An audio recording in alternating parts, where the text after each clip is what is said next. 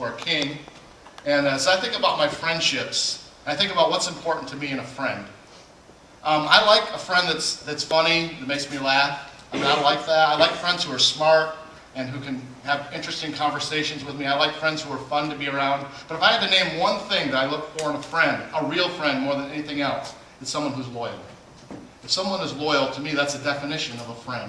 Someone that you can count on that's going to be there consistently and be there for you.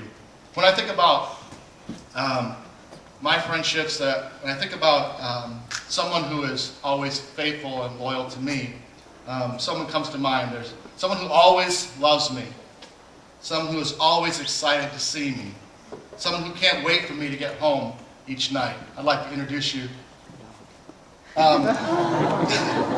That's our golden retriever, Jessie. Jessie, every time I come home, it's a party. She is happy that I'm there. There's not one time I come home that she's too busy to come and see me. Jessie is loyal, constantly loyal. She loves me all the time. When I'm at home, her focus is on me. Where I go, she goes. She wants her eyes on me. She wants to be by me. She wants to just be in my presence.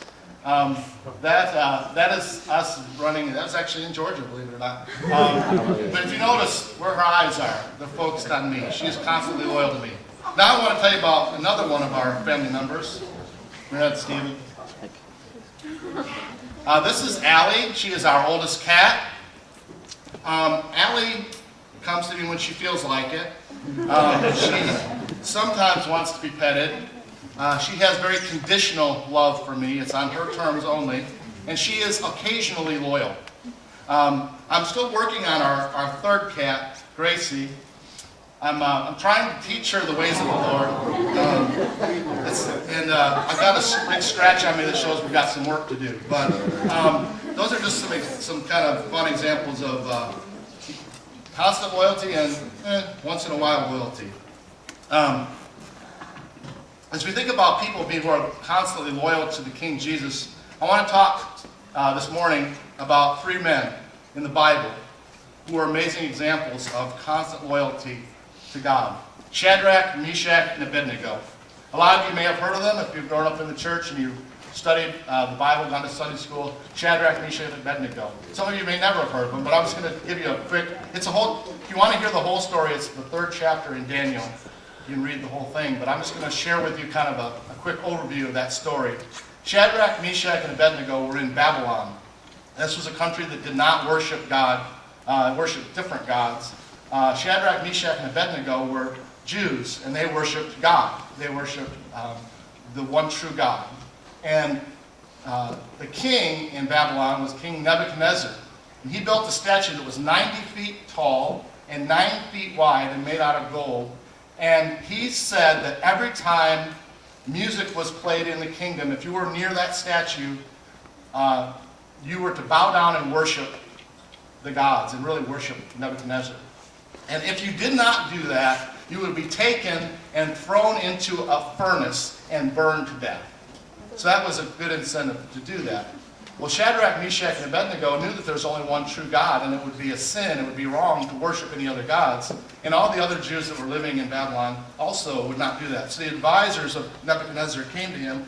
They said, the Jews don't do that. They don't bow down.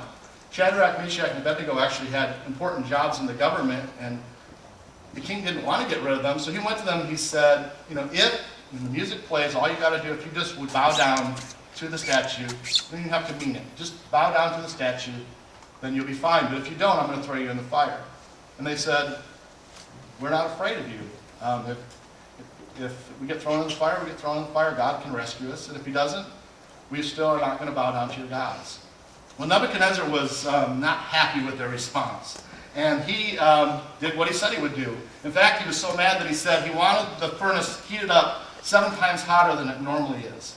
So it was so hot that when the soldiers took Shadrach, Meshach, and Abednego to throw them in, the ones who got close to throw them in actually died from the heat just throwing them in. They were tied up, they were thrown in. And somehow, I don't know how this worked, but the king could see into the furnace from where he was, and he said to his advisors, wait a minute, didn't we throw 3 men into the fire? And they said, yeah. He said, I see 4 men in there, and they're walking around.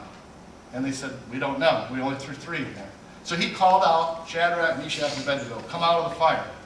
And they came walking out, and there was not a hair on their head that was singed. They were not burned at all. Their clothing wasn't even burned. They were like they had not been in a fire.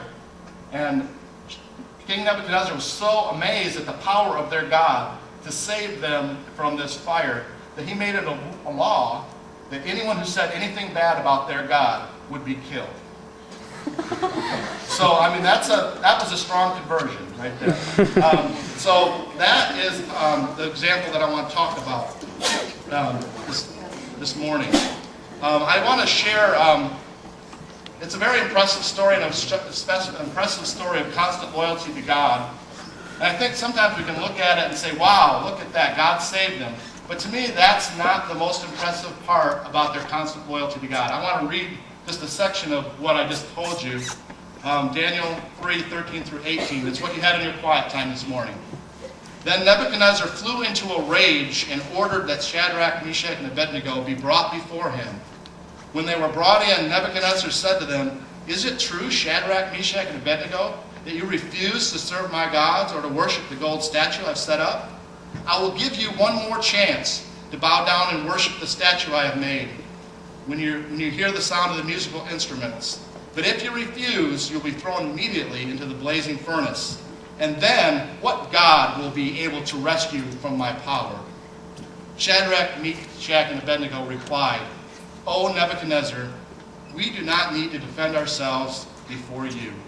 If we are thrown into the blazing furnace, the God whom we serve is able to save us. He will rescue us from your power, your majesty.